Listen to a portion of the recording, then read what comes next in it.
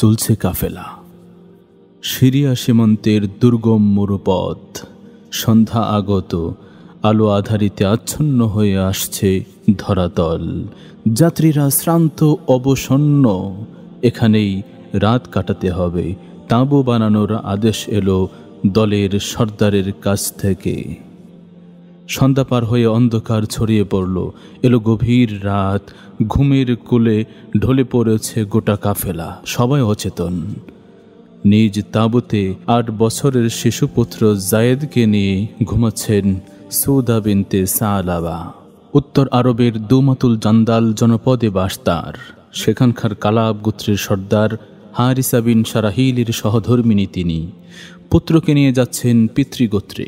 হঠাৎ হইচই, শোরগোল। ঘুম ভেঙে গেল সাউদার। উঠে বসলেন তিনি। ঘুম জড়ানো চোখ তাঁবুর ফাঁক দিয়ে বাইরে তাকালেন। দেখেই শিউরে উঠলেন। আতকে উঠল শরীর মন। সর্বনাশ! এ যে লুটেরার দল। লুট করছে কাফেলা, ছিনিয়ে নিচ্ছে সব কিছু। এই তো এদিকে আসছে ওরা। হাই হাই, এখন আমি কি করব? ভীত সন্ত্রস্ত সাউদা জায়েদকে গভীর মমতায় বুকে জড়িয়ে ধরলেন। এভাবে পুত্রকে আগলে রাখবেন তিনি। লুটেরাদের হাতে দেবেন না, কিছুতেই না। কিন্তু শেষ রক্ষা হলো না। দেখতে না দেখতে সাউদার তাবু আক্রান্ত হলো। মাল সামানের সাথে ওরা মায়ের কোল থেকে ছিনিয়ে নিল শিশুপুত্র জায়েদকে। লুটেরারা উঠের পিঠে তুলল জায়েদকে। তারপর নিয়ে চলল তাকে দিগন্তজোড়া মরুভূমির হারিয়ে যাওয়া সীমানায়। এই অভাবিত অনাকাঙ্ক্ষিত দৃশ্য দেখতে হয়নি পুত্রহারা সাউদার। তার আগেই জ্ঞান হারিয়েছিলেন তিনি। যখন চেতনা ফিরে এলো, চোখের পাতা মেলে দেখলেন শিশু জায়েদকে নিয়ে ওরা পালিয়েছে। কোথায়, কোন অজানা ঠিকানায়, তা প্রভু ছাড়া আর কেউ জানে না। পুত্রকে না পেয়ে ঢুকরে কাঁদতে লাগলেন মমতাময়ী সাউদা। তার কান্না ও কাতর রোদনে যেন বেদনাহত হয়েছিল মরুর পশু, পাখ পাখালি, দুরন্ত লু হাওয়া আর দাঁড়িয়ে থাকা খেজুর গাছের সারি। এ দুঃখজনক ঘটনার কদিন পেরিয়ে গেছে। মক্কার হাকিম ইবনে হিজাম ইবনে খুয়াইলিদ উকাজ মেলা থেকে বাড়ি এসেছেন। খবর পেয়ে তাকে দেখতে এলেন খাদিজা বিনতে খুয়াইলিদ। তার আপন ফুপু, মক্কা সবচেয়ে ধনবতী রমণী। তাকে দেখেই হাকিম বললেন, ফুপু, আমি উকাজ থেকে কয়েকটি দাস কিনে এনেছি, আপনাকে একটি দিতে চাই, বলুন কোনটি নেবেন। হাকিমের কথা শুনে খাদিজা দাসগুলো দেখতে লাগলেন। বিচক্ষণ দৃষ্টি তার। দেখলেন দীর্ঘ সময় ধরে। একটি ছেলেকে খুব ভালো লাগলো তার। তীক্ষ্ণ বুদ্ধি ও সততার ছাপ ছেলেটির চেহারায়। তার দিকে ইঙ্গিত করেই বললেন, এই ছেলেটিকে চাই আমি। তাই? ওর নাম জায়েদ, জায়েদ বিন হারিসা। ওকে 400 দিরহাম দিয়ে কিনেছি। ঠিক আছে, একই নিন আপনি। জায়েদকেই বেছে নিলেন তিনি। বাড়ির ছোটোখাটো কাজে লাগালেন তাকে। আগের ঘরের কয়েকজন পুত্র ছিল তার। তাদের কেউ কেউ মারাও গেছে। তিনি সেই পুত্রদের ছায়া দেখতে পেলেন জায়েদের ভেতরে। সন্তানের প্রতি ছবি বিধবা মাতাকে কাতর করে তোলে। জায়েদের ভেতর বাইরে নিজের সন্তানের ছায়া দেখলেন। আপন মাতৃহৃদয়ের মুকুরে জায়েদের স্নেহপ্রতিম ছবি ভেসে উঠল। এই হৃদয় সত্যের পরশে দিন দিন খাদিজার অপার সান্নিধ্যে বড় হতে লাগলেন জায়েদ। ওদিকে পুত্র শোকে কাতর জায়েদের পিতামাতা, ঘুম নেই তাদের চোখে। হারেসা প্রাণপ্রিয় পুত্রকে খুঁজে বেড়ান সবখানে, গ্রামগঞ্জ, লোকালয়, মরুপ্রান্তর সবখানে। মানুষ, জীবজন্তু, গাছপালা, পাহাড় সবার কাছে জিজ্ঞেস করেন পুত্রের কথা, কিন্তু কেউ বলতে পারে না তাকে। তখন রোদন করেন তিনি, আবৃত্তি করেন স্বরচিত কবিতা, যা শুনে পানি আসে শত্রু মিত্র সবার চোখে। আমি বিচরণকারী উটের মতো পুত্র জায়েদের সন্ধানে সারা দুনিয়া ঘুরে বেড়াবো। আমার উট ক্লান্ত হতে পারে, কিন্তু পুত্র সন্ধানে সারা পৃথিবী ঘুরতে আমি কখনো শ্রান্ত হব না। আমি বেঁচে আছি আর মরি পুত্র জায়েদকে খুঁজে বের করবই। প্রাণী মাত্রই মরণশীল, যদিও আশা আকাঙ্ক্ষা তাকে ধোকায় লিপ্ত রাখে। আমি কাইস এবং ওমরের প্রতি জায়েদকে খুঁজে বের করার নির্দেশ দেব জায়েদকে, আর আমি নির্দেশ দেব জবলা ইবনে হারিসাকে। সময় পার হলো। এক এক করে পেরিয়ে গেল 7টি বছর। 15 বছরে পৌঁছে গেলেন জায়েদ। আর তখন ওই 40 বছরের বিধবা খাদিজাতুল কুবরার সাথে বিয়ে হলো 25 বছরের যুবক মুহাম্মদের। বিয়ের পর প্রতিপ্রাণাপত্তি খাদিজা স্বামীকে একটি উপহার দিতে চাইলেন, যা হবে সবচেয়ে সুন্দর ও শোভাকর। কিন্তু কি দেবেন তিনি? অনেক ভাবলেন খাদিজা। পুত্রপ্রতিম জায়েদ অপেক্ষা উত্তম কিছু পেলেন না আর, তাই তাকেই দিলেন স্বামীর খেদমতে। জায়েদের সুন্দর চরিত্র, সীমাহীন নিষ্ঠা, প্রগাঢ় ভক্তি শ্রদ্ধা মুগ্ধ করল মুহাম্মদ সাল্লাল্লাহু আলাইহি ওয়াসাল্লামকে।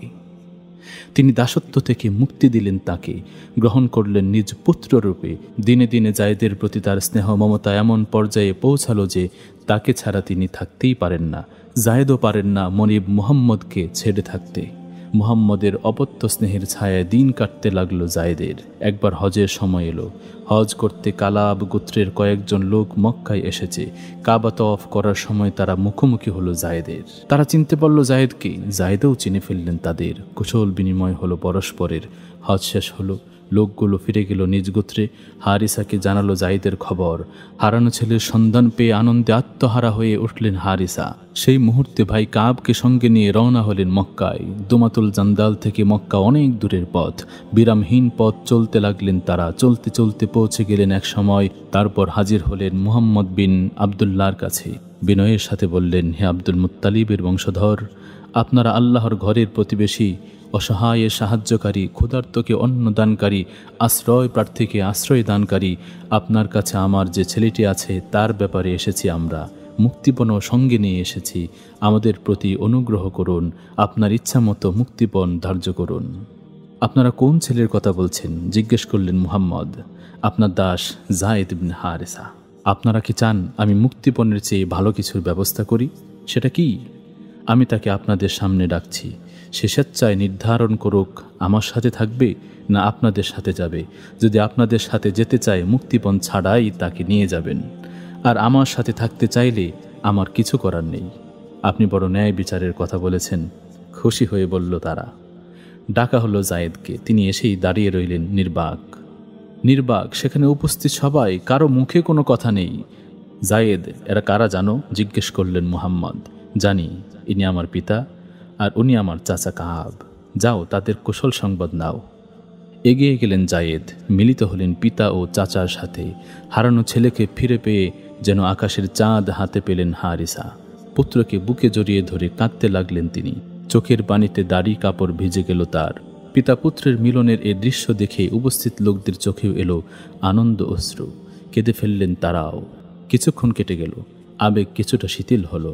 তখন মুহাম্মদ বললেন, জায়েদ, তোমার পিতা ও চাচা তোমাকে নিতে এসেছেন। আমি তোমাকে পূর্ণ স্বাধীনতা দিলাম। তুমি যদি তাদের সঙ্গে যেতে চাও এখনই যেতে পারো।